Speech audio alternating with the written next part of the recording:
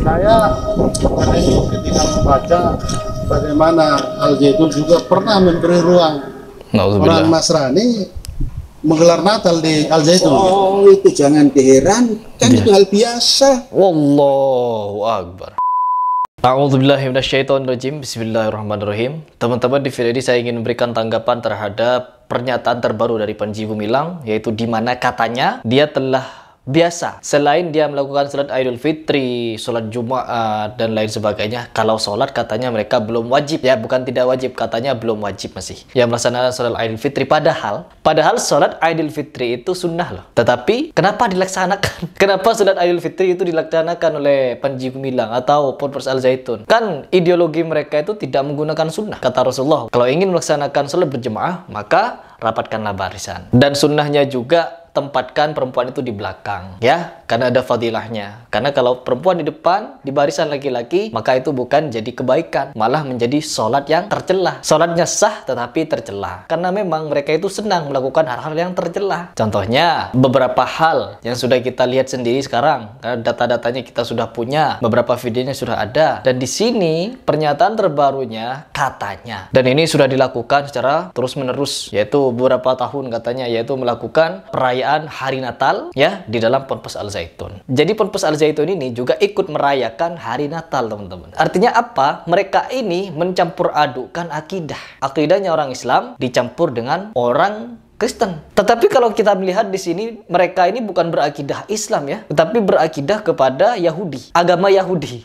Ya, orang Islam tidak dibenarkan ketika melakukan nyanyian-nyanyian orang-orang Yahudi. Karena apa? Itu adalah perkara yang haram, dilarang. Tidak boleh. Dan di sini saya tidak akan memberikan tanggapan saya pribadi. Karena apa? Tanggapan saya ini telah terwakilkan oleh Pandul. Coba kita langsung reaction seperti apa tanggapan Pandul di dalam menanggapi statement atau pernyataan dari Panji Gumilang.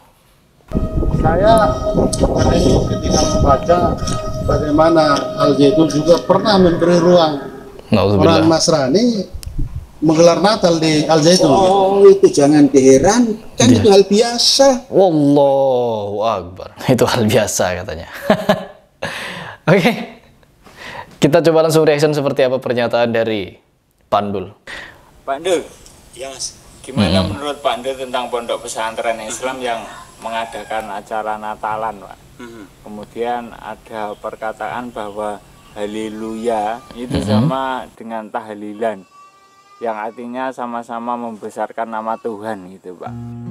Ini adalah implementasi toleransi yang salah.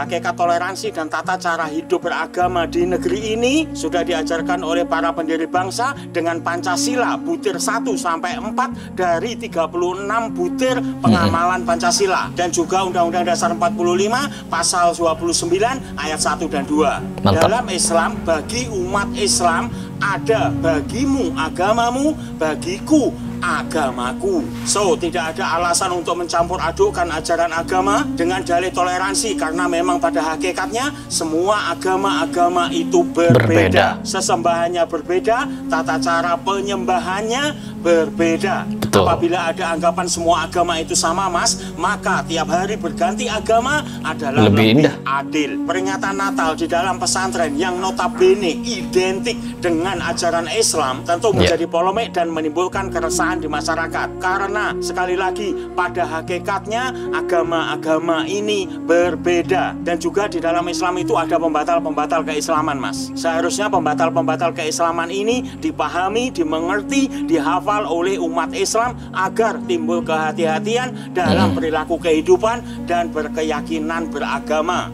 Betul. Ada, Pak? Ada, Mas, ada. Pembatal keislaman itu apa saja, Pak? Ada 10, Mas, dan bagi orang awam seperti saya ini, metode cara menghafalkannya yang paling mudah adalah dengan metode saya, Mas, yaitu sir, tawa, tikaf, lebak, benci, olok, sih, bantu, tikut, cuek. Syirik, tawasul yang tidak syar'i, menjadikan perantara penyembahan antara dia dengan Robnya, membenarkan kekafiran, menganggap ada ajaran yang lebih baik dari ajaran yang telah diajarkan oleh Allah melalui Rasulnya, membenci ajaran syariat Muhammad, mengolok-olok ajaran syariat Islam, melakukan sihir, membantu musyrikin memerangi umat Islam, tidak mengikuti ajaran syariat Muhammad, cuek dan masa bodoh terhadap ajaran Islam. Sekali lagi Mas, alangkah baiknya pembatal-pembatal keislaman itu dipahami, dihafal agar timbul kehati-hatian dalam perilaku, dalam keyakinan. Takutnya kita tanpa sadar telah berperilaku yang menjadi pembatal keislaman kita. Masya Allah. Ini SMS ya Mas, toleransi yang benar akan membawa kerukunan, bukan keresahan. Ya. Wallahu a'lam Bishawab. Tidak ada iya-iya.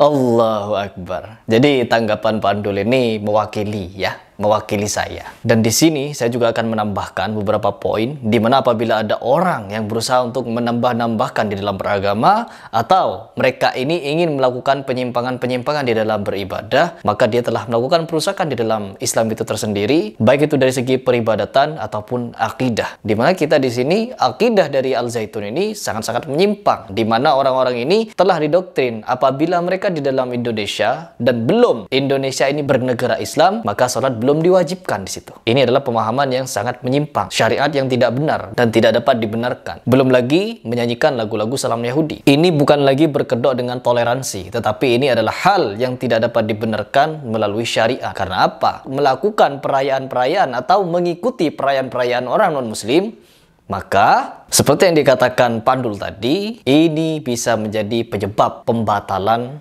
Islam. Karena di dalam bertoleransi bukan kita itu saling melengkapi. No, toleransi itu bukan saling melengkapi. Islam melengkapi Kristen, Kristen melengkapi Islam, Islam melengkapi Yahudi, Yahudi melengkapi Islam, Hindu dan Buddha, begitu. No, di dalam Islam bukan agama saling melengkapi satu sama lain. Ya, di dalam beragama toleransi yang sebenarnya bukan saling melengkapi, tetapi saling menghargai. Biarkan mereka beribadah dan jangan ganggu peribadatan mereka, serta jangan olok-olok Tuhan mereka. Jangan olok-olok peribadatan mereka. Karena apa? Bisa jadi kalau kita mengolok-olok mereka, mereka akan mengolok-olok kita juga. Begitu sistem toleransi yang sebenarnya. Apabila mereka tinggal di daerah kampung, ya, di mana di kampung itu tidak ada gereja, dan untuk menuju gereja tempatnya sangat jauh sekali. Maka apabila kita di situ melihat orang-orang non-muslim, mereka butuh tempat ibadah, maka kita membiarkan mereka untuk membangun tempat ibadahnya. Begitu. Ini toleransi. Namun, toleransi yang sebenarnya kita jangan pernah ikut beribadah dengan mereka. Apalagi ikut merayakan perayaan-perayaan hari besar mereka. Karena apa? Ini yang disebut dengan mencampur adukan yang antaranya hak dengan yang batil. Karena kita tahu sendiri dalam sistem akidah kita tidak dapat dibenarkan untuk ikut merayakan mereka.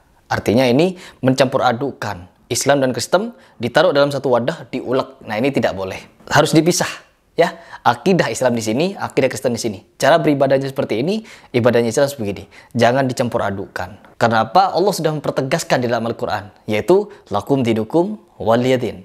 Agamaku agamaku, agamamu agamamu. Begitu. Ya, itu adalah toleransi. Jadi, kita sebagai umat muslim tetap tidak akan pernah mendiamkan penyelewengan, penyimpangan, dan juga bukan hanya itu ya teman-teman, yang terus saya suarakan di sini, karena saya telah kenal dengan beberapa orang yang menjadi mantan pengikut Panji Gumilang dan menyayangkan sekali aparatur negara, pihak hukum mendiamkan ini. MUI tidak mengeluarkan fatwa. Sangat luar biasa. Makanya kita tidak boleh diam. Kalau kita diam, mereka akan merasa menang dan mereka akan melanjutkan ideologinya melalui underground, yaitu berjalan melalui bawah tanah.